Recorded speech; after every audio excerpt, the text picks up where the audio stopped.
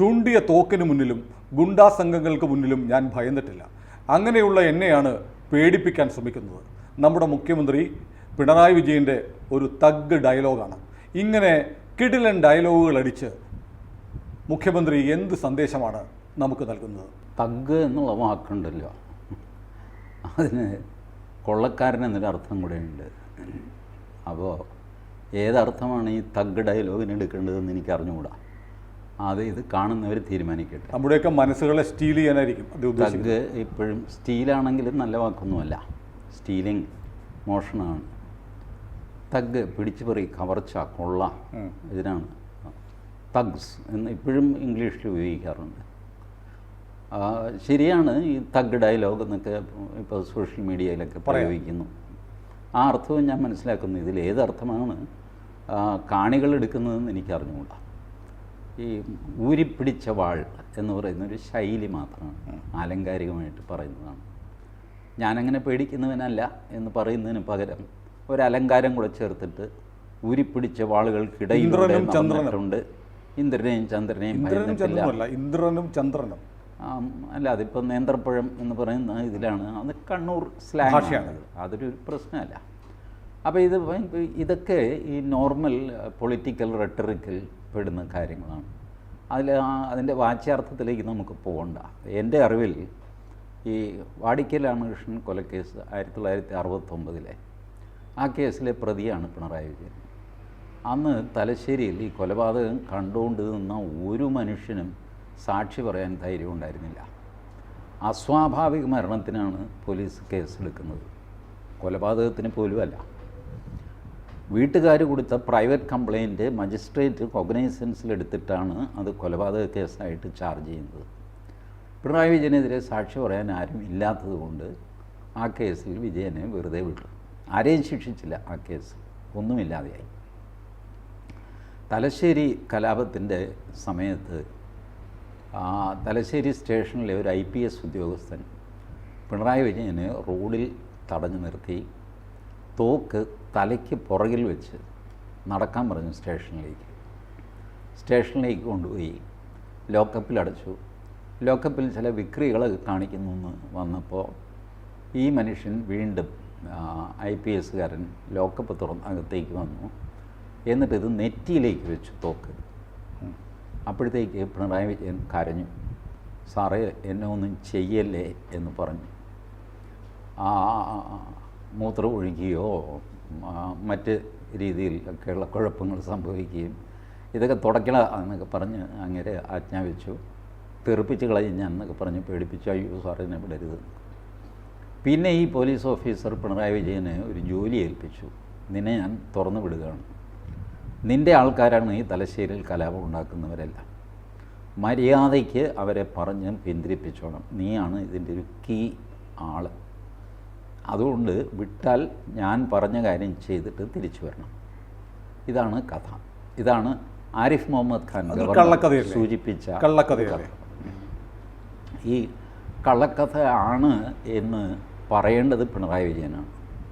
പിണറായി വിജയൻ മിണ്ടിയിട്ടില്ല. കാരണം പിണറായിക്ക് പേടിയുണ്ട്. ഇതിൻ്റെ റിപ്പോർട്ട് എവിടെയെങ്കിലും കാണും. കേരള സർക്കാരിൻ്റെ രേഖകളിൽ കാണും, കേന്ദ്ര സർക്കാരിൻ്റെ രേഖകളിൽ കാണും. അല്ല, ഈ തോക്കു ചൂണ്ടി എന്നൊക്കെ പറയുന്നതിൻ്റെ രേഖ കാണുമോ? തോക്ക് ചൂണ്ടി എന്ന് എഴുതി വെച്ച് കാണും, അല്ലാതെ തോക്ക് അവിടെ ഉണ്ടാവില്ല രേഖയിൽ. അല്ല, തോക്ക് ചൂണ്ടി എന്നൊക്കെ എഴുതുമോ? ലീഗൽ പ്രൊസീഡിങ്സിൽ ഒരു കേസ് എടുക്കുമ്പോൾ ഒരാൾ അറസ്റ്റ് ചെയ്യുമ്പോൾ എഴുതി വെക്കുമോ? ഇല്ലല്ലോ. അറസ്റ്റ് ചെയ്ത പ്രൊസീഡിങ്സിലല്ല, വാർത്ത വരുമല്ലോ. വാർത്ത വരും, IB റിപ്പോർട്ട് പോവും. ഇതൊക്കെ പണ്ടുമുണ്ട്. അപ്പോൾ ഇത് എഴുതി അയക്കുന്ന റിപ്പോർട്ടിൽ ഇതുണ്ടെങ്കിലോ? കാരണം ഇതിൽ 2 പോലീസ് ഉദ്യോഗസ്ഥന്മാരെയാണ് പേര് പറഞ്ഞു കേൾക്കുന്നത്. ഒന്ന് ഇപ്പോൾ നാഷണൽ സെക്യൂരിറ്റി അഡ്വൈസർ ആയിരിക്കുന്ന അജിത് ഡോവൽ, വേറൊന്ന് തമിഴ്നാട് ഗവർണറായിരിക്കുന്ന RN രവി. ഈ 2 പേരും ആ സമയത്ത് കേരളത്തിലുണ്ട്. തലശ്ശേരി പോലീസ് സ്റ്റേഷൻ ആരുടെ കീഴിലായിരുന്നു അന്ന് എന്ന് കണ്ടുപിടിക്കാൻ വലിയ പ്രയാസമൊന്നുമില്ല. 1969 അത്ര പഴയൊരു വർഷമൊന്നും അല്ല. ഇതൊരു പക്ഷേ കൺഫേം ചെയ്യാൻ റിട്ടയറായ പോലീസ് ഉദ്യോഗസ്ഥന്മാർക്ക് കഴിയും. ആരും അതന്വേഷിച്ച് അതിൻ്റെ പിന്നാലെ കിളിപ്പൊളിച്ച് പോയിട്ടില്ല. എന്തിനാണ് അങ്ങനൊരു വൃത്തികേടുണ്ടായി? ശരി, പോട്ടെ എന്ന് പക്ഷേ ഇടയ്ക്കൊന്നും ചോദിച്ചോട്ടെ, നമ്മുടെ സംസ്ഥാനത്തിൻ്റെ ഗവർണർ സംസ്ഥാനത്തെ മുഖ്യമന്ത്രിയെക്കുറിച്ച് ഉള്ളതാവട്ടെ ഇല്ലാത്തതാവട്ടെ ഇത്തരം അധിക്ഷേപകരമായ അപമാനിക്കുന്ന ഒരു കഥ പറയാൻ പാടുണ്ടോ? പാടുണ്ട്. കാരണം കേരളത്തിനൊരു ഗവർണറുണ്ട് എന്ന് നമ്മളെ മനസ്സിലാക്കി തന്നത് ആരിഫ് മുഹമ്മദ് ഖാനാണ്. ഇതുവരെയുള്ള ഗവർണർമാർ ഒന്നും മിണ്ടാതെ കീഴടങ്ങുന്നവർ. അല്ലാതെ രണ്ടാമത്തെ ടൈപ്പ് അവരും ഒന്നും മിണ്ടുകയില്ല, പക്ഷേ അത്യാവശ്യം ഒന്ന് ഉടക്കുകയും പിടിക്കുകയൊക്കെ ചെയ്യും. സമരസപ്പെട്ടു പോകുന്ന ഗവർണർമാരെ നമ്മൾ കണ്ടിട്ടുള്ളൂ. ഈ TN ശേഷൻ വന്നപ്പോൾ ആദ്യമായിട്ട് ഇലക്ഷൻ കമ്മീഷനുണ്ട് നമ്മൾ മനസ്സിലാക്കിയില്ല. അതുപോലെ ആരിഫ് മുഹമ്മദ് ഖാൻ വന്നപ്പോഴാണ് ആദ്യമായിട്ടൊരു ഗവർണറുണ്ട് എന്ന് മനസ്സിലാക്കുന്നത്.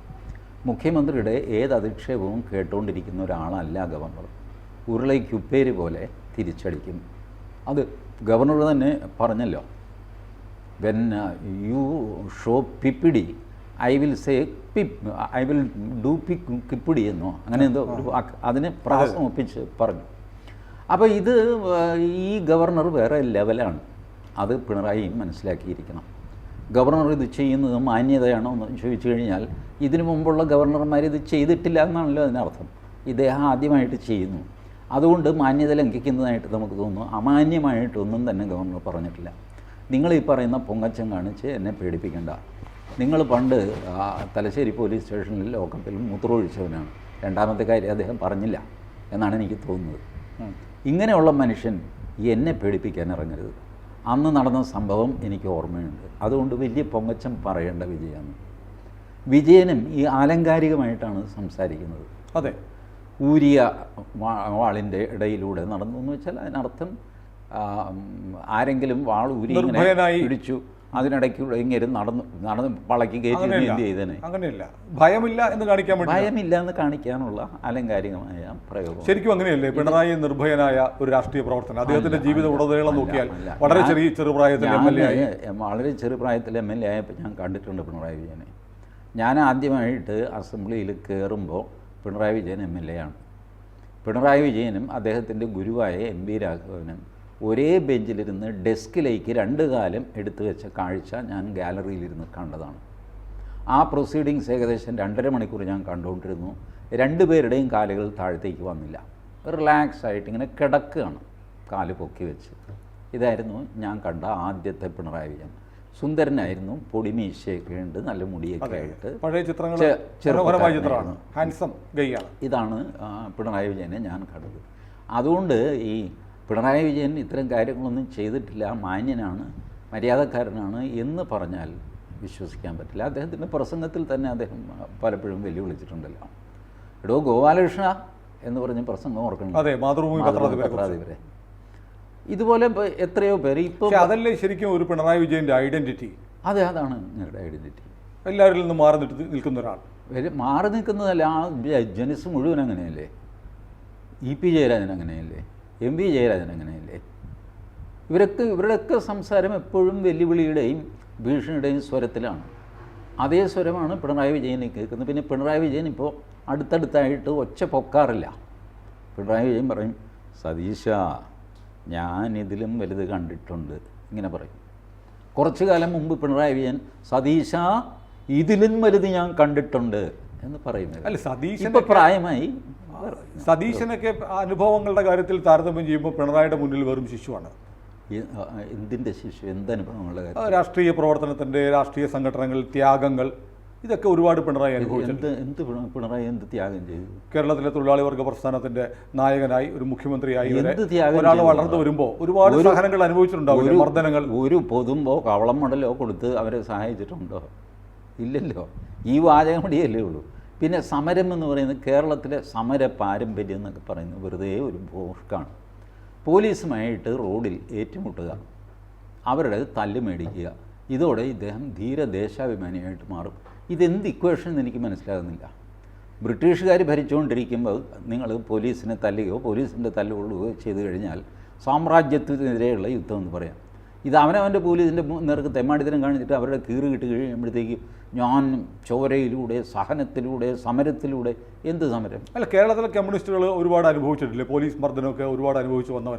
തെമ്മാടിത്തരം കാണിച്ചു കഴിഞ്ഞാൽ പോലീസ് തല്ലുവെന്ന്. സമരങ്ങളെല്ലാം അങ്ങനെ വിളിക്കാൻ പറ്റും. ഏത് സമരം? ഈ പുന്നപ്ര വയലാർ സമരം മുതലുള്ള പുന്നപ്ര വയലാർ ജനകീയ പ്രശ്നങ്ങൾ ഏറ്റെടുത്ത് ഞാൻ പറയട്ടെ, പുന്നപ്ര വയലാർ സമരത്തിലെ മരിച്ചുപോയ ഒരു തൊഴിലാളിയുടെ, ഒരൊറ്റ തൊഴിലാളിയുടെ പേര് CPM പുറത്തുവിടട്ടെ. ഇന്നും ഞാൻ പറയുകയാണ്, 1946 നടന്ന സംഭവമാണ്. ഒരാളിൻ്റെ പേര് പറ. പുന്നപ്ര വയലാർ സ്മാരകത്തിൽ എഴുതി വെച്ചിരിക്കുന്ന പേരാരുടെയാണ്? P. കൃഷ്ണപിള്ള, AKG, EMS, ഇവരൊക്കെ എന്താ പുന്നപ്ര വയലാർ സമരത്തിൽ പങ്കെടുത്തവരാണോ?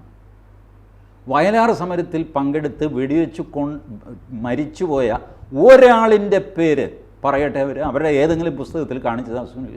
ഇല്ല. എത്ര വലിയ ചതി! അത് വഞ്ചനാദിനമായിട്ട് കോൺഗ്രസ് ആചരിച്ചുകൊണ്ടിരുന്നതാണ്. അതിൻ്റെ വഞ്ചനാദിനത്തിൻ്റെ നേതാവാരായിരുന്നു അറിയാമോ? നമ്മുടെ നാടകാചാര്യൻ NN പിള്ള. ആ വഞ്ചനാദിനത്തിന് കരിങ്കൊടി കെട്ടും കോൺഗ്രസ് എല്ലാവരും. വയലാർ രവിയുടെ വീട്ടിൽ നിൽക്കുന്ന തെങ്ങിൽ കരിങ്കൊടി കെട്ടി വയലാർ രവിയുടെ അമ്മ ദേവകി കൃഷ്ണൻ. അത് CPMകാർ അഴിച്ചു.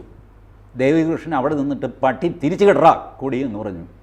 ആ സിംഹി പുറത്തിറങ്ങിയിട്ട് യുവമാരെ കൊണ്ട് തന്നെ തിരിച്ചു കെട്ടിച്ചു. അത്രയൊന്നും വയലാർ രവിക്കില്ല. പക്ഷേ TGയോട് എനിക്ക് വിയോജിപ്പുണ്ട്. കാരണം കേരളത്തിലെ കോൺഗ്രസ്സുകാരെയും കമ്മ്യൂണിസ്റ്റ് പാർട്ടിയും ജനകീയ പ്രശ്നങ്ങളിൽ ഏർപ്പെട്ട രണ്ടുപേരും ഒരേപോലെയാണ്. ഞാനൊരു കാര്യം പറയട്ടെ. 1946 സെപ്റ്റംബർ 2-ാം തീയതി നെഹ്റുവിൻ്റെ നേതൃത്വത്തിൽ ഇടക്കാല സർക്കാർ അധികാരത്തിൽ വന്നു ഇന്ത്യയിൽ. അത് കഴിഞ്ഞിട്ട് പിന്നെ എന്ത് തേങ്ങ സ്വാതന്ത്ര്യ സമരം നിങ്ങളുടെ? 46 ഒക്ടോബറിലല്ലേ? സെപ്റ്റംബർ കഴിഞ്ഞല്ലേ ഒക്ടോബർ? ഒക്ടോബർ 24-നും 26-നുമാണ് പുന്നപ്രയിലും വയലാറിലും വെടിവെപ്പ്. സെപ്റ്റംബറിൽ ഗവൺമെൻറ് ഓഫ് ഇന്ത്യ അധികാരത്തിൽ വന്നു, ഇടക്കാല government, interim government. What sort of freedom movement now? നിങ്ങൾ എന്തിനായിരുന്നു ആ കലാപം ഉണ്ടാക്കിയത്? നിങ്ങൾ അന്ന് പുന്നപ്ര വയലാർ സമരത്തിൻ്റെ യഥാർത്ഥ രക്തസാക്ഷി അന്ന് നേതാവുമായിരുന്നു കുന്തക്കാരൻ പത്രോസ്, KV പത്രോസ്. പത്രോസിനെ അറിയാമോ? പത്രോസ് തടുക്ക് വിറ്റാണ് ജീവിച്ചത്. നയനാർ സർക്കാരിൻ്റെ കാലത്ത് പുത്തരിക്കണ്ടം മൈതാനിലെ എക്സിബിഷനിൽ തൻ്റെ തടുക്ക് കൊണ്ടുപോയി പത്രോസ് വെച്ചു. ആ സ്റ്റോളിലൊന്ന് കയറാൻ പോലും നയനാർ കൂട്ടാക്കിയില്ല. പത്രോസ് തിരുവിതാംകൂർ കമ്മ്യൂണിസ്റ്റ് പാർട്ടിയുടെ സെക്രട്ടറി ആയിരുന്നു എന്ന് ഓർക്കണം. ഇവരുടെ ചരിത്രത്തിൽ എവിടെയെങ്കിലും KV പത്രോസിൻ്റെ പേര് വരുമോ? വരില്ല. അന്ന് പത്രോസ് പറഞ്ഞത് ശ്രീകണ്ഠ നായരുള്ള കാലമാണ്. ശ്രീകണ്ഠ നായർ പറഞ്ഞു, വെറുതെ വെടികൊണ്ട് ചാവും, ഇതൊന്നും ചെയ്യേണ്ട പത്രോസേന്ന്. ശ്രീകണ്ഠന് പേടിയാണെങ്കിൽ കൊല്ലത്തിരിക്കുന്നത് ഞാൻ നോക്കാമെന്ന് പറഞ്ഞു. അമ്പലപ്പുഴ മുതൽ വടക്കോട്ട് അരൂർ വരെ. എന്നിട്ടാണ് ഈ സമരം നടക്കുന്നത്. ഇവരന്ന് അണികളെ പറഞ്ഞ് വിശ്വസിപ്പിച്ചത് ഈ CPയുടെ തോക്കിൽ മുതിരയാണെന്ന് പറഞ്ഞുകൊണ്ട്. വേറൊരു കാര്യം സുനിലിനറിയാമോ? വെടിവയ്ക്കുന്നതിന് 24 മണിക്കൂർ മുമ്പ് ചെറിയ വിമാനത്തിൽ ലഘുലേഖ വിതരണം ചെയ്തു. വയലാർ ഭാഗത്ത് പൊന്നാമ്പളി, പത്മാക്ഷിക്കവല, ആ പ്രദേശം മുഴുവൻ ലഘുലേഖ വിതരണം ചെയ്തു. 24 ഡിമാൻഡാണ്. അതിൽ 22 അംഗീകരിച്ചിരിക്കുന്നു. 2 അംഗീകരിക്കാൻ പറ്റില്ല. കാര്യം എന്ന് വെച്ചാൽ, ഒന്ന് ദിവാൻ മാറുക, 2 രാജഭരണം അവസാനിക്കുക. ഇത് രണ്ടും ദിവാനും ചെയ്യാൻ പറ്റില്ല, രാജാവിനും ചെയ്യാൻ പറ്റില്ല. ഈ 2 ഒഴിച്ച് മാത്രമല്ല ഇന്ത്യക്ക് സ്വാതന്ത്ര്യം കിട്ടിക്കഴിഞ്ഞു. ഇതിപ്പോൾ തിരുവിതാംകൂർ ഇന്ത്യയുമായിട്ട് ചേരുമോ, സ്വതന്ത്ര രാജ്യം, ഇതൊക്കെ ആകെ കൂടെ ഫ്ലക്സിൻ്റെ സമയമാണ്. 22 ഡിമാൻഡും അംഗീകരിച്ചു. 24-ൽ 22. എന്നിട്ട് ഇവർ പിരിഞ്ഞു പോയില്ല. CK ചന്ദ്രപ്പൻ്റെ അച്ഛൻ വയലാർ സ്റ്റാലിൻ എന്നറിയപ്പെടുന്ന കുമാരപ്പണിക്കർ നേരിട്ട് വയലാർ ക്യാമ്പിൽ പോയി, തൊഴിലാളികളുടെ ക്യാമ്പിൽ, വെടികൊണ്ട് ചാവും നിങ്ങൾ, പിരിഞ്ഞു പോവും എന്ന് പറഞ്ഞു. സമ്മതിച്ചില്ല. ഇത് സമ്മതിച്ചില്ല എന്നുള്ള വിവരം ഇവരെ ട്രെയിൻ ചെയ്യുന്ന സായിപ്പ് കുമാരൻ എന്ന് പറഞ്ഞിട്ടുണ്ടായിരുന്നു. അദ്ദേഹം 2ാം ലോക മഹായുദ്ധകാലത്ത് ബർമയിലൊക്കെ പോയിരുന്ന ആളാണ്. സായിപ്പ് കുമാരൻ നേരിട്ട് എന്നോട് പറഞ്ഞ് ഞാൻ റെക്കോർഡ് ചെയ്തിട്ടുണ്ട്. പക്ഷേ ഈ റെക്കോർഡ് പൂപ്പൽ വന്ന് പോകുമല്ലോ, പഴയ റെക്കോർഡ്. ഞാൻ അന്ന് തന്നെ അത് കേസരി വാരികയിൽ എഴുതിയിരുന്നു. ഇതെല്ലാം നടന്ന സംഭവങ്ങളാണ്. കുമാരപ്പണിക്കർ അവിടെ ആ സ്ഥലം അറിയാവുന്നവർക്കറിയാം. കളവങ്കോടം കൊല്ലപ്പള്ളി അമ്പലത്തിൻ്റെ കിഴക്കുവശത്തൊരു കിണർ. ആ കിണറിൻ്റെ മറവിലിരുന്ന് വയലാർ സ്റ്റാലിൻ കരഞ്ഞു. കുമാരപ്പണിക്കർ കരഞ്ഞു. CK ചന്ദ്രപ്പൻ്റെ അച്ഛൻ. ആരെങ്കിലും കണ്ടാൽ മോശമല്ലേ? അത്ര കിണറിൻ്റെ മറവിലിരുന്ന് കരഞ്ഞു. കൂടെ പുള്ളിക്ക് എപ്പോഴും ഒരു വൃത്തിനുണ്ട്, തങ്കപ്പൻ എന്ന് പറഞ്ഞിട്ട്. തങ്കപ്പൻ ചോദിച്ചു, എന്താ ഇത്? ആദ്യമായിട്ടാണ് തങ്കപ്പൻ ഈ വയലാർ സ്റ്റാലിൻ കാണുന്നത്. തങ്കപ്പ, ഇവരൊക്കെ ചത്തുപോകൂടാ, അയാൾ വെടിവെക്കും, ഞാൻ പറഞ്ഞിട്ട് ഇവർ കേൾക്കുന്നില്ല. ഇതായിരുന്നു അവസ്ഥ. കാരണം ഇവർ പറഞ്ഞ് വിശ്വസിപ്പിച്ചു. മുതിര. ഈ P. കൃഷ്ണപിള്ള എന്താ അങ്ങേരുടെ റോള് പുന്നപ്ര വയലാർ സമരത്തിൽ? എവിടെയുണ്ടായിരുന്നു? സ്ഥലത്തേ ഉണ്ടായിരുന്നില്ല കൃഷ്ണപിള്ള. ഇത് കഴിഞ്ഞു ഒക്ടോബർ 24 പുന്നപ്രയിൽ വെടിവെപ്പ്, 25 തീയതി ഈ ഇവരുടെ നമ്പൂതിരി യോഗക്ഷേമ സഭയുടെ യുവാക്കളുടെ സമ്മേളനം പുന്നപ്ര പാതിശ്ശേരിയിൽ വെച്ച്. പുന്നപ്ര പാതിശ്ശേരിയിൽ പ്രസംഗിച്ചത് EMS നമ്പൂതിരിപ്പാട്. നമ്പൂതിരി യുവാക്കളെ നന്നാക്കാനായിട്ട് പ്രസംഗിച്ചു. ആ റിപ്പോർട്ട് യോഗക്ഷേമം വാരികയിൽ വന്നു, മാസികയിൽ. ആ മാസിക വർഷങ്ങൾക്ക് ശേഷം കമ്മ്യൂണിസ്റ്റ് പാർട്ടിയുടെ സെക്രട്ടറി KC ജോർജ്, സംസ്ഥാന സെക്രട്ടറി, പിന്നീട് വലത് കമ്മ്യൂണിസ്റ്റ് പാർട്ടിയായി, KC ജോർജിൻ്റെ മുഖത്തേക്ക് കുട്ടനാട്ടെ പാർട്ടി ഓഫീസിൽ വെച്ചൊരു തൊഴിലാളി വലിച്ചെറിഞ്ഞു. സഖാവ് ഇത് വായിച്ചു നോക്കുന്നു, ഇതെന്താണ് ഇതിൽ കുഴപ്പം? ആ ഡേറ്റ് നോക്കി, EMS പ്രസംഗിച്ച ഡേറ്റ് നോക്കുന്നു. പുന്നപ്രയിൽ ശവങ്ങൾ കാകനും കഴുകനും ഒക്കെ കൊത്തി വലിക്കുമ്പോൾ ഇയാൾ നമ്പൂതിരിമാരെ നന്നാക്കാനായിട്ട് തൊട്ടടുത്ത് പാതിശ്ശേരി പ്രസംഗിച്ച റിപ്പോർട്ടാണ്. KC ജോർജ് പുന്നപ്ര വയലാറെന്ന് പറഞ്ഞൊരു പുസ്തകം എഴുതി. അതിൽ ഒറ്റ ചോദ്യം എന്ന് പറഞ്ഞിട്ടൊരു അധ്യായം ഈ സംഭവം എഴുതി. CPIയും CPMും ഒന്നായി കഴിഞ്ഞപ്പോൾ ഈ അധ്യായം എടുത്ത് മാറ്റി പുസ്തകത്തിൽ നിന്ന്. എന്നിട്ട് ആമുഖത്തിൽ NE ബാലറാം, ഏത് രാജാ ഹരിശ്ചന്ദ്രൻ കഴിഞ്ഞാൽ ഏറ്റവും വലിയ സത്യസന്ധനായ കമ്മ്യൂണിസ്റ്റുകാരൻ NE ബാലറാം എഴുതിയിരിക്കുകയാണ്. ഇതിൽ നിന്ന് അപ്രസക്തമായ ഒരു അധ്യായം ഞങ്ങൾ എടുത്ത് മാറ്റിയിട്ടുണ്ട്. KC ജോർജിൻ്റെ ആത്മാവ് ഞങ്ങളോട് ക്ഷമിക്കുമെന്ന് കരുതുന്നു. ഇത് കഴിഞ്ഞ് ഇവർ വീണ്ടും തെറ്റിക്കഴിഞ്ഞപ്പോൾ ഈ ഒറ്റ ചോദ്യം എന്ന അധ്യായം തിരിച്ചു വന്നു. വീണ്ടും ഇവർ കൂട്ടുചേർന്നു, ഒറ്റ ചോദ്യം എന്ന അധ്യായം എടുത്തു കളഞ്ഞു. ഈ നാണം കെട്ട ചരിത്രമാണ് കമ്മ്യൂണിസ്റ്റ് പാർട്ടിക്കുള്ളത്. അവർക്ക് പുന്നപ്രയെ പറ്റിയോ വയലാറിനെ പറ്റിയോ ഒക്കെ പോട്ടെ. ആ തിരുവനന്തപുരത്ത് നെയ്യാറ്റിൻകരയ്ക്ക് അടുത്തോ മറ്റുമാണ് വേലായുധൻ നാടാർ സ്മാരക. വർഷം കുറേ കഴിഞ്ഞു കേട്ടോ, കാലം ഇങ്ങനെ അങ്ങ് പോകുമല്ലോ. കാലം പോകുന്നതിനിടയ്ക്ക് നമുക്കൊരു അടിയും കൊടുത്തരും, പണ്ടടിച്ചതിൻ്റെ തിരിച്ചടി. അത് കാലത്തിൻ്റെ കയ്യിൽ നിന്നാണ് കിട്ടുന്നത്. അപ്പോൾ നെയ്യാറ്റിൻകരയിൽ വേലായുധൻ നാടാർ സ്മാരക ഗ്രന്ഥശാല, അതിൻ്റെ ഉദ്ഘാടനം അന്ന് ജില്ലാ സെക്രട്ടറിയോ അങ്ങനെ എന്തോ ആയിരുന്ന കടകംപള്ളി സുരേന്ദ്രൻ ഇത് ഉദ്ഘാടനം ചെയ്തു. ഗംഭീരം, എല്ലാവരും ഒക്കെ പിരിഞ്ഞു. പിറ്റേന്നത്തെ മനോരമയിൽ KM ചുമ്മാർ ഇത് എഴുതി. കടകംപള്ളി ആരാണെന്നറിയാമോ ഈ വേലായുധൻ നാടാർ? പുന്നപ്രയിൽ നിങ്ങൾ വാരിക്കുന്തത്തിൽ കോർത്തെടുത്ത പോലീസുകാരൻ്റെ പേരാണ്, സർക്കിളോ മറ്റോ ആയിരുന്നു വേലായുധൻ നാടാർ. നിങ്ങൾ അയാളുടെ തലമുറയാണ് വേലായുധൻ നാടാർ സ്മാരക വായനശാല നെയ്യാറ്റിൻകരയിൽ വെച്ചത്. ആ വായനശാല കടകംപള്ളിയെ കൊണ്ട് ഉദ്ഘാടനം ചെയ്യിപ്പിച്ചു കാലം. ഇനിയും പ്രതികാരം ബാക്കിയുണ്ട്. കാലത്തിന് ഈ ഉടനെയുള്ള അത് ലോ ഓഫ് യൂണിവേഴ്സാണ്, കർമ്മത്തിൻ്റെ തിരിച്ചടി. അത് ഇന്ന് രക്ഷപ്പെടാൻ ആർക്കും പറ്റില്ല. കാവ്യനീതി പോലെ കാവ്യനീതി ഈ കർമ്മനീതി തന്നെയാണ് കാവ്യനീതി എന്ന് പറയുന്നത്. അത് ഇംഗ്ലീഷിൽ നിന്ന് തർജ്ജമ ചെയ്ത് വന്ന വാക്കാണ് കാവ്യനീതി. നമ്മളുടെ ഭാഷയിൽ കർമ്മം ആണ് ഇത് പ്രവർത്തിക്കുന്നത്. The law of poetic justice എന്ന് പറയുന്നത് നമ്മുടെ കർമ്മം തന്നെയാണ്, കർമ്മഫല സിദ്ധാന്തം തന്നെയാണ്. TG, ഞാൻ ചോദിക്കുന്നത്, ഈ എക്കാലത്തും മുദ്രാവാക്യങ്ങൾ ജനങ്ങളെ നയിച്ചിട്ടുണ്ട്. ഇപ്പോൾ JP പറഞ്ഞു, ജയപ്രകാശ് നാരായണൻ തോക്കുകൾ തിരിച്ചു പിടിക്കാൻ പറഞ്ഞു, അടിയന്തരാവസ്ഥ വരെ എത്തിച്ചത് അതിലാണ്. സുഭാഷ് ചന്ദ്രബോസ് പറഞ്ഞിട്ടുണ്ട്, നിങ്ങൾ എനിക്ക് രക്തം തരൂ, ഞാൻ നിങ്ങൾക്ക് സ്വാതന്ത്ര്യം തരാം. ഇത്തരം മുദ്രാവാക്യങ്ങൾ എക്കാലത്തും അണികളെ പ്രചോദിപ്പിച്ചിട്ടുണ്ട്. പിണറായി വിജയനും ഒരുപക്ഷെ കേരളത്തിലെ ഏറ്റവും വലിയ രാഷ്ട്രീയ പ്രസ്ഥാനത്തിൻ്റെ അമരത്ത് നിൽക്കുമ്പോൾ, രാഷ്ട്രീയ പ്രതിസന്ധികൾ ഉണ്ടാകുമ്പോൾ തൻ്റെ കൂടെ നിൽക്കുന്ന ആളുകളെ പ്രചോദിപ്പിക്കാൻ വേണ്ടിയായിരിക്കാം ഇത്തരം ഡയലോഗുകൾ പറയുന്നത്. അതുകൊണ്ട് അദ്ദേഹത്തെ ഒരുപക്ഷെ കേരളത്തിൽ ഏറ്റവും കൂടുതൽ ഒരു സിംഗിൾ പേഴ്സൺ എന്ന നിലയിൽ വേട്ടയാടപ്പെടുന്ന, അതിൽ ശരിതെറ്റുകൾ ഉണ്ടായിരിക്കട്ടെ, എന്തു ആവട്ടെ, വ്യക്തി പിണറായി വിജയൻ എന്ന രാഷ്ട്രീയ നേതാവ് തന്നെയാണ്. ഇതിനുള്ള വകയുണ്ടാക്കി കൊടുക്കുന്നത് ആ മനുഷ്യൻ തന്നെയാണ്. ഞാൻ പറയുന്നത് ഒരു ജനറൽ മുദ്രാവാക്യത്തിന് ഒരു കുഴപ്പമില്ല. അവർ സ്ഥിരം പറയുന്നതല്ല, ഇപ്പം ചോരച്ചാലുകൾ നീന്തി കയറിയ, നമ്മളൊക്കെ തോടാണ് നീന്തിയിട്ടുള്ളത്, വെള്ളത്തിലാണ്. അവർ ചോരച്ചാലാണ് നീന്തിക്കയറുന്നത്. എവിടെയാണ് ഈ ചോര ഇങ്ങനെ ചാല് നീന്തിക്കയറാനും മാത്രം പാകത്തിൽ? ഏതായാലും അവരങ്ങനെ പ്രയോഗിക്കുന്നു ആലങ്കാരികമായി. ഇതിനെയൊന്നും ആരും വിമർശിക്കുകയില്ല. പക്ഷേ ഞാനിത് ചെയ്തിട്ടുണ്ട് എന്ന് പറയുമ്പോഴാണ് ഞാനൊന്നും ചെയ്തിട്ടൊന്നുമില്ല എന്ന് പറയേണ്ടി വരുന്നത്. ഈ ഞാൻ പൊങ്ങച്ചം പറയുന്നത്, അലങ്കാരം പറയുന്നത് സുനിൽ സായിക്കും. പക്ഷേ അത് പൊങ്ങച്ചത്തിൻ്റെ തലയിലേക്ക് പേഴ്സണൽ പൊങ്ങച്ചമായിട്ട് മാറുമ്പോൾ സുനിൽ അതിനെ ചോദ്യം ചെയ്യും. എനിക്കും ഇതൊക്കെ പറയാം, എന്തു വന്നു കഴിഞ്ഞാലും, മരിച്ചാലും ശരി ഞാൻ ആത്മഹത്യ ചെയ്യുന്ന ബോധ്യം ഉണ്ടാവുമല്ലോ. ഇതൊക്കെ ആരെങ്കിലുമൊക്കെ വെരിഫൈ ചെയ്യാനും അല്ലെങ്കിൽ സാക്ഷികളൊക്കെ ഉണ്ടാവാം. അത് പാളിപ്പോയാൽ അബദ്ധമാണെന്ന് പിണറായിക്കെന്നല്ല ഒരു രാഷ്ട്രീയ നേതാവും ഇതിന് നിൽക്കില്ല. അവർ പറയും, അതിൻ്റെ ഒരു ഓളം ഉണ്ടാകും, അവർ അടുത്ത അതിന്റെ പേരിൽ അല്ലാതെ വലിയ കോലാഹലങ്ങൾ എന്തിനാണ് കോലാഹലം ഉണ്ടാക്കുന്നത് ഇയാളെ ചെറുതാക്കാനായിട്ട്. ഇപ്പൊ സതീശൻ പറയുന്നു പിണറായി തോക്ക് കണ്ടത് 5 വയസ്സുള്ളപ്പോഴായിരിക്കും എന്നൊക്കെ പറയുന്നു. അത് പിണറായി തോക്ക് കണ്ടിട്ടുണ്ടോ എന്ന് എനിക്കറിയാമല്ലോ. ഉണ്ടയുണ്ടായിരുന്നു പിണറായിയുടെ ബാഗിൽ, ഓർക്കണില്ലേ, ചെന്നൈ എയർപോർട്ടിൽ. തോക്കില്ലാതെ പുള്ളി ഉണ്ട കൊണ്ട് എറിഞ്ഞായിരിക്കും ഒരു പക്ഷേ വെടിവെക്കുന്നു. പല രീതിയിലും തോക്ക് ഉപയോഗിക്കാമല്ലോ. തോക്കില്ലാതെ വെറുതെ ഉണ്ട വെച്ച് എറിയുക, അത് നെറ്റിയിൽ കൊണ്ടിട്ട് ആൾ ചത്തുപോവുക, ഇങ്ങനെ ആ ഒരു മാജിക്ക് പിണറായി വിജയൻ മാത്രം. അതൊരു പക്ഷേ പുള്ളിക്ക് പൊങ്ങച്ചമായിട്ട് പറയാമായിരുന്നു.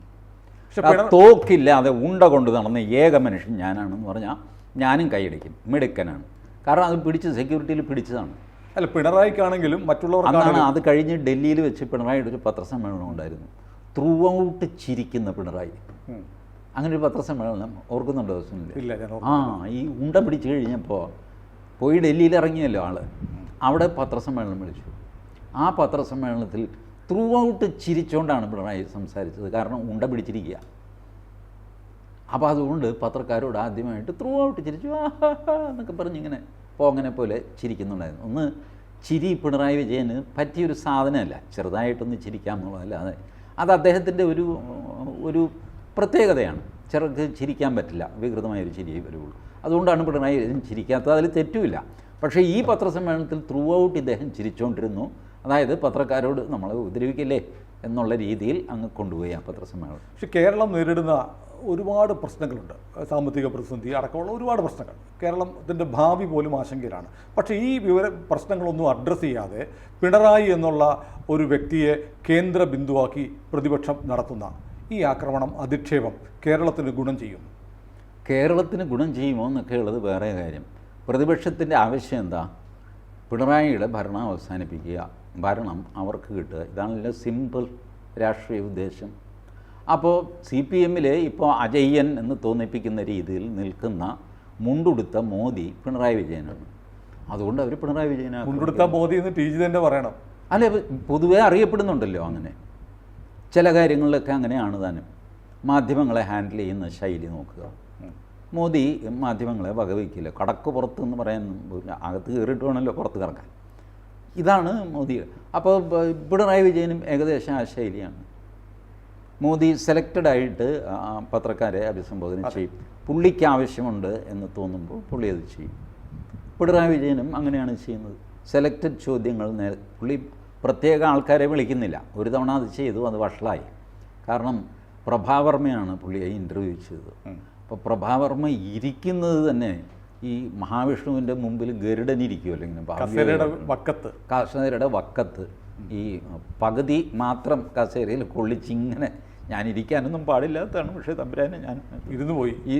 ഇരുന്ന് പോയെന്നല്ല, ക്യാമറയുടെ ഒരു ഭംഗിക്ക് വേണ്ടി അങ്ങനെ ചെയ്തു. അത് വഷളായി, ആ കൂടെ ചെളിയായി. അപ്പോൾ പിന്നെ ആ പരിപാടി നിർത്തി. ഇപ്പോൾ ചെയ്യുന്നത് എഴുതി വാങ്ങിയ ചോദ്യങ്ങൾക്ക് മറുപടി പറയുക. അത് കഴിഞ്ഞുള്ള ചോദ്യങ്ങൾക്ക് ആ മൈക്ക് ഇങ്ങനെ പൊക്കുന്നു, ബട്ടൺ ടക്കെന്ന് ഞെക്കുന്നു, എണീറ്റ് പോകുന്നു. പക്ഷേ എനിക്ക് തോന്നിയിട്ടുള്ളത് പിണറായി വിജയൻ ഒരു വ്യക്തിയല്ല, ഒരു ആശയമാണ്. കേരളത്തിലെ കമ്മ്യൂണിസ്റ്റ് പാർട്ടിയുടെ ശബ്ദവും രൂപവുമാണ് പിണറായി വിജയൻ്റെത്. അപ്പോൾ പിണറായി എന്നുള്ള വ്യക്തിയെയാണോ, അദ്ദേഹം മുന്നോട്ട് വയ്ക്കുന്ന ആശയങ്ങളെയാണോ കേരളം നേരിടേണ്ടത്? അങ്ങനെ എന്താശയം മുന്നോട്ട് വയ്ക്കുന്നു എന്നാണ് പിണറായി മുന്നോട്ട് വെച്ചിട്ടുള്ളൊരാശയം പറഞ്ഞ്? ഒന്നുമില്ല. കമ്മ്യൂണിസ്റ്റ് പാർട്ടിയുടെ ഒരു പ്രശ്നം ഇതാണ്, അവർക്ക് പോസിറ്റീവായ ഒരാശയവുമില്ല. മുഴുവൻ ആശയങ്ങളും നെഗറ്റീവാണ്. ഇന്നത് തടയും, മറ്റതിനെതിരെ സമരം ചെയ്യും, വർഗീയതയ്ക്കെതിരെ, ജനാധിപത്യം നശിപ്പിക്കുന്നവർക്കെതിരെ. ജനാധിപത്യം ഞങ്ങൾ പാലിച്ചോളാം എന്ന് അവർ പറയുന്നില്ല. സുനിൽ ജനാധിപത്യവാദിയല്ല, അതുകൊണ്ട് സുനിലെ ഞങ്ങൾ എതിർക്കുന്നു. അപ്പം മോഹൻദാസ് ജനാധിപത്യമാണോ? അല്ല, ഞാനല്ല, എനിക്കതാവാം, സുനിലാവരുത്. ഈ ലൂയി വെനിലോട്ട് എന്ന് പറഞ്ഞ് ഒരു സായിപ്പാണെന്നാണ് എൻ്റെ ഓർമ്മ. അങ്ങനെ കമ്മ്യൂണിസ്റ്റുകാരുടെ ന്യായം പറയുന്നുണ്ട്. അതായത് ഞങ്ങൾക്ക് ജനാധിപത്യത്തിൽ വിശ്വാസമില്ല, അതുകൊണ്ട് ഞങ്ങൾ അധികാരത്തിലിരിക്കുമ്പോൾ നിങ്ങൾക്ക് ജനാധിപത്യ അവകാശങ്ങൾ തരില്ല. നിങ്ങൾക്ക് ജനാധിപത്യത്തിൽ വിശ്വാസമുണ്ട്, അതിനാൽ നിങ്ങൾ അധികാരത്തിലിരിക്കുമ്പോൾ ഞങ്ങൾക്ക് എല്ലാ ജനാധിപത്യ അധികാരങ്ങളും തരണം. ഇതാണ് കമ്മ്യൂണിസ്റ്റ് പാർട്ടിയുടെ തത്വം. ഞാനിതൊന്നും പാലിക്കുകയില്ല, സുനിൽ പാലിക്കണം. സുനിൽ മതേതരനാണ്, അതുകൊണ്ട് എനിക്ക് എൻ്റെ അവകാശം വേണം. ഞാൻ മതേതരനല്ല, അതുകൊണ്ട് സുനിലിന് ഒരു മതാവകാശവും ഞാൻ തരാനും പോകില്ല. ഇങ്ങനെയൊക്കെയുള്ള ആശയങ്ങൾ ഇവർക്ക് എന്താശയമാണെന്ന് എനിക്ക് മനസ്സിലാവുന്നില്ല. You go through whole communism, it's all negative. Lenin, Stalin, Dimitrov, കമ്മ്യൂണിസത്തിൻ്റെ ബാലപാഠം ഒരു സീരീസ് EMS ഇറക്കിയിരുന്നു. അതിൻ്റെ ആദ്യത്തെ സീരീസിൻ്റെ ബുക്ക് നമ്പർ 1 ചെറിയ ലഘുലേഖകളാണ്. അതിൻ്റെ പേര് ലെനിൻ, സ്റ്റാലിൻ, ദിമിത്രോവ് പാർട്ടി എന്നാണ്. മാർക്സില്ല. ലെനിനിസമാണ് കേരളത്തിലെ കമ്മ്യൂണിസ്റ്റുകൾ ആദ്യം പഠിക്കുന്നത്.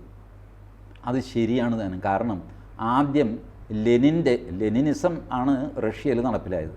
ലെനിൻ്റെ പുസ്തകങ്ങളാണ് മലയാളത്തിൽ വരെ തർജ്ജമ ചെയ്യപ്പെട്ട് ഇവിടെ ഇരിക്കുന്നത്. ഈ സംശയം MGS നാരായണൻ ഒരിക്കൽ EMSനോട് ചോദിച്ചു. നിങ്ങളൊക്കെ പഠിച്ചത് ലെനിനിസം അല്ലേ, മാർക്സിസം അല്ലല്ലോ. മാർക്സിൻ്റെ പുസ്തകം ഒറിജിനൽ ജർമ്മൻ ഭാഷയിൽ നിന്ന് തർജ്ജമ ചെയ്ത് വരുന്നേ ഉള്ളൂ. അതിൻ്റെ പേരിൽ ആ പഠന ക്ലാസ്സിൽ നിന്ന് MGSനെ പുറത്താക്കി. ഇതാണ് MGSും EMSും തമ്മിൽ ഉടക്കാൻ കാര്യം. അതിനുശേഷം MGS ബുദ്ധിയുള്ള ആളാണല്ലോ. അങ്ങനെയാണ് MGS EMSൻ്റെ ഇതുപോലെ ത്യാഗോജ്വലമായ പാരമ്പര്യം അങ്ങ് പൊളിച്ച് കൈ കൊടുത്തു. ഇദ്ദേഹം സ്വത്ത് മുഴുവൻ ദേശാഭിമാനിക്ക് എഴുതി കൊടുത്തു എന്നാണ് ഇവർ പ്രചരിപ്പിക്കുന്നത്. വാസ്തവത്തിൽ സ്വത്ത് ഭാര്യയുടെ പേരിലാണ് മാറ്റിയത്. മാറ്റി രജിസ്റ്റർ ചെയ്തതിൻ്റെ രേഖ MGS തന്നെയാണ് പുറത്തു വിട്ടു. അതോടെ EMS കുരുങ്ങി. പാർട്ടിക്ക് സംഭാവന ചെയ്തു എന്ന് പറഞ്ഞൊരു ലേഖനം EMS ഒരു കള്ളപ്പേരിൽ എഴുതിയതാണ് ദേശാഭിമാനിയിൽ. സ്വന്തം പേരിൽ എഴുതാൻ പറ്റില്ലല്ലോ. അങ്ങനെ എഴുതി. ഇതെല്ലാം കൂടെ പുറത്തു വന്നു കഴിഞ്ഞപ്പോൾ EMSൻ്റെ ത്യാഗോജ്വലം പൊളിഞ്ഞു. ഇതുപോലെ ഈ ത്യാഗോജ്വലം എന്ന് പറയുന്നതൊക്കെ ഇതുപോലത്തെ കള്ളത്തരങ്ങളാണ്, വേറെ ഒന്നുമില്ല. ഏതായാലും പാർലമെൻറ്റ് തിരഞ്ഞെടുപ്പ് നമ്മുടെ പടിവാതിൽക്കലേക്ക് എത്തുകയാണ്. അതിനു മുമ്പ് ഒരുപാട് വീരകഥകളും വാഴ്ത്തിപ്പാടലുകളും അവദാനങ്ങളുടെ പ്രചാരണവും ഒക്കെ നമുക്ക് കാണാം. ഇതിൻ്റെ നെല്ലും പതിരുമൊക്കെ മലയാളി തിരിച്ചറിയുക തന്നെ ചെയ്യും. കൂടുതൽ വാർത്തകളും വിശേഷങ്ങളും നിങ്ങളിലേക്ക് എത്താൻ ABC മലയാളം സബ്സ്ക്രൈബ് ചെയ്യുക, ബെൽബട്ടനും അമർത്തുക.